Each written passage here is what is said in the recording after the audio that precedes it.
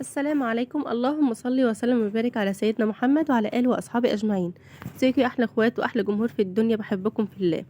النهاردة هعمل معاكم كوكتيل.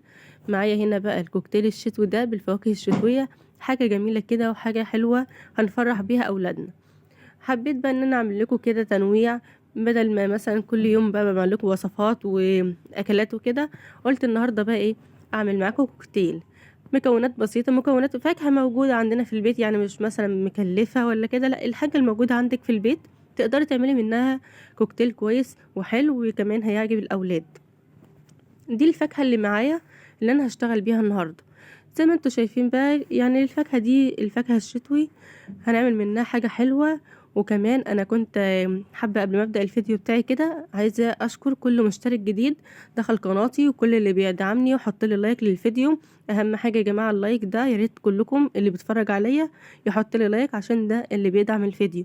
وكمان حابة ان انا اشكر كل الناس اللي بتكتب لي كومنتات حلوة، والله العظيم الكومنتات دي هي اللي بتفرحني وهي اللي بتدعمني. وكمان دي اللي بتديني طاقة كده ان انا اعمل لكم وصفات كتير وفيديوهات كتير، وان شاء الله احنا مع بعض هنعمل سلسلة فيديوهات جميلة جدا. ودلوقتي بقى حابة ان انا اوريكم بقى الفاكهة، اقدم لكم الفاكهة اللي معايا فراولة واناناس وتفاح وموز وبرتقان وجوافة. دي كل الفاكهة اللي انا هشتغل بيها النهاردة، هنعمل بيها حاجة حلوة كده نفرح بيها أولادنا. بمناسبة بقى السنة الجديدة، كل سنة وانتم طيبين وسنة سعيدة عليكم وتنعاد عليكم الأيام بخير يا رب، وتحققوا كل اللي بتتمنوه. نبدأ بقى نشتغل سوا كده مع بعض. هجيب بس سكينة ونبدأ بقى نقطع الفاكهة. أنا الموز بقى ما قشرتوش، سايباه للآخر خالص عشان خاطر ما يسمرش معايا. هجيب بس حاجة كده ان احنا نقطع فيها الفاكهة ونبدأ نشتغل سوا مع بعض. معايا الطبق ده اللي أنا هقطع فيه.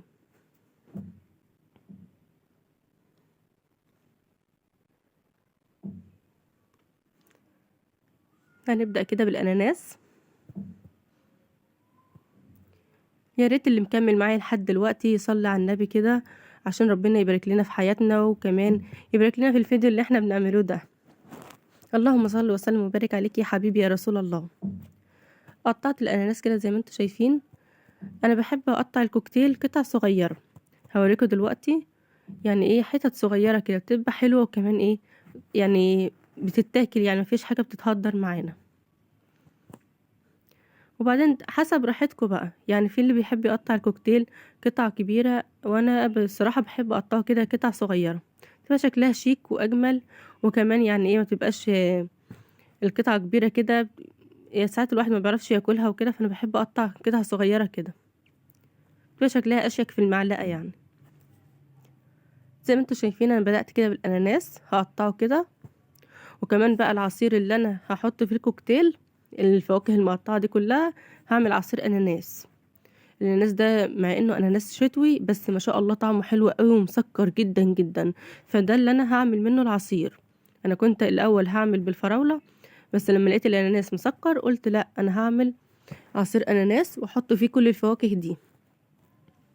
معايا برضو كده التفاح، هوريكم برضو كده منه وانا بقطعه، وبعد كده اكمل انا الفاكهة دي كلها وارجع لكم بقى تاني. برضو هقطعه حتت صغيرة، انا بحب الفاكهة تبقى حتت صغيرة في الكوكتيل.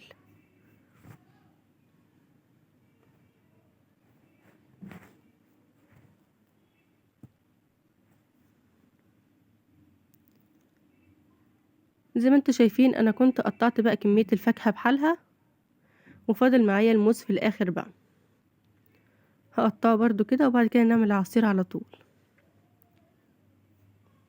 هقشر كل الكمية دي ونبدأ نقطعها سوا.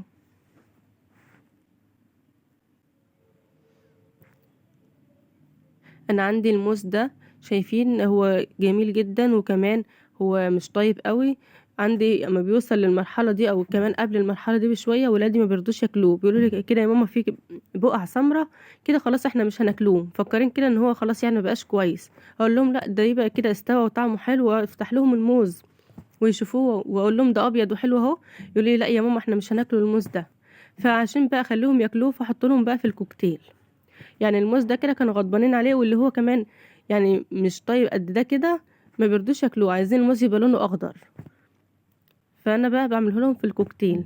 على فكرة المشكلة دي برضو عند ولاد اخواتي، في نفس المشكلة دي برضو ما بيرضوش ياكلوا الموز لو هو مش اخضر، لونه اخضر. دلوقتي بقى انا قطعت معايا الجوافة والموز، ببدأ اقطعه.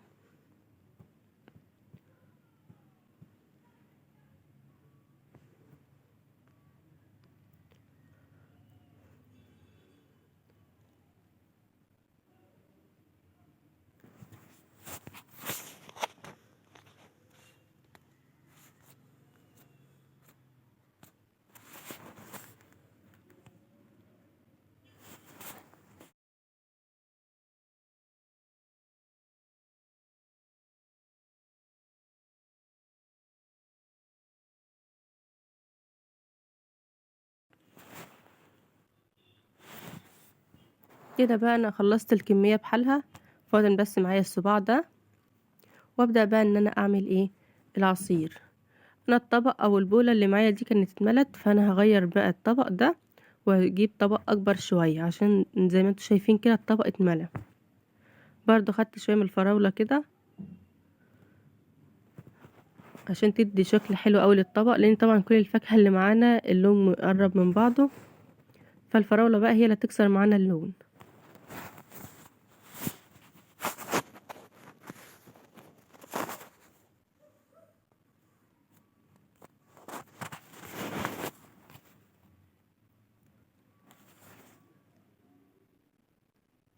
هخرط برضو كمية حلوة كده. اللي مكمل معايا الفيديو لحد دلوقتي ياريت يحط لي لايك وكومنت حلو كده منه.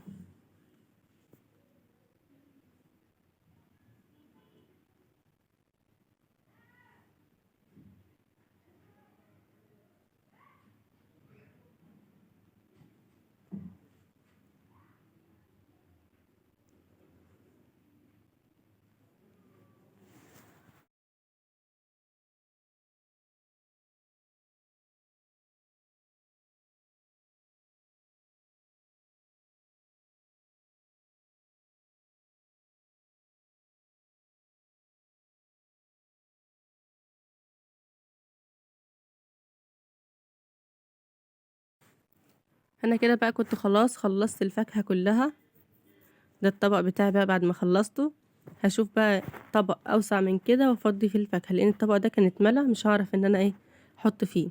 كان عندي بقى الطبق البلاستيك ده حطيت فيه الفاكهة بتاعتي. ودلوقتي بقى هنعمل عصير الاناناس عشان نفضيه عليه.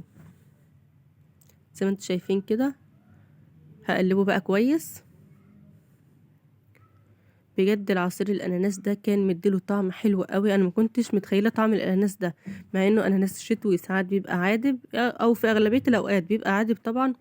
بس الاناناس السنه دي ملهوش حل الصراحه، كان جميل جدا ومدي طعم حلو قوي للعصير. بجد جربوه هيعجبكم قوي. ومعايا زي ما انتوا شايفين كده الكوكتيل، يعني كل الحاجه اللي فيه مش مكلفه، يعني باي فاكهه موجوده عندك في البيت تقدري تعملي حاجه حلوه وتفرحي بيها اولادك.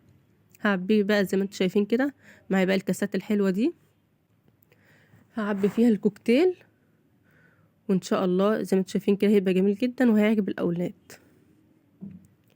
ما خدتش معانا وقت ولا حاجة، بس عملنا حاجة حلوة كده نفرح بيها اولادنا.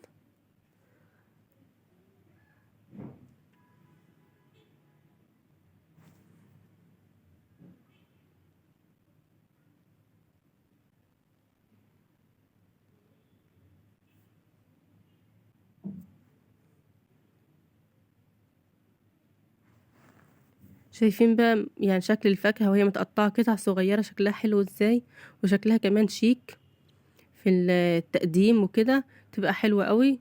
بيبقى انا بحبها يعني وهي صغيرة كده، قطع صغيرة كده شكلها ظريف يعني. فبحب ان انا اقطعها كده، وطبعا كل واحد حسب راحته، ده اذواق يعني.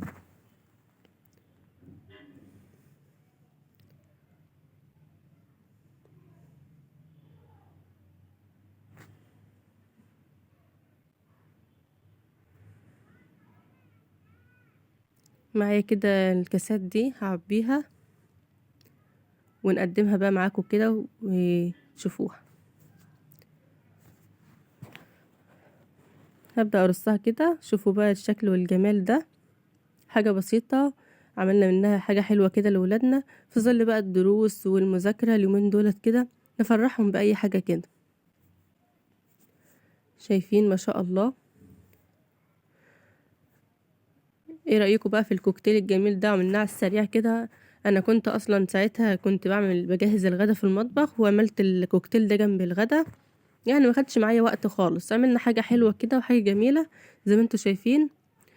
ويا رب بقى الفيديو بتاعي ده يكون عجبكم، ما كنتش طولت عليكم، واتمنى منكم تدعموني، تحطوا لي لايك وتشتركوا في القناة عشان يوصلكم مني كل جديد.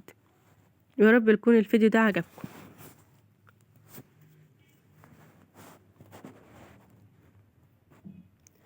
هشوفكم على خير.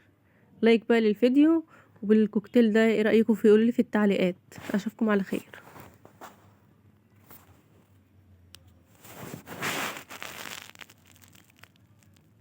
باي.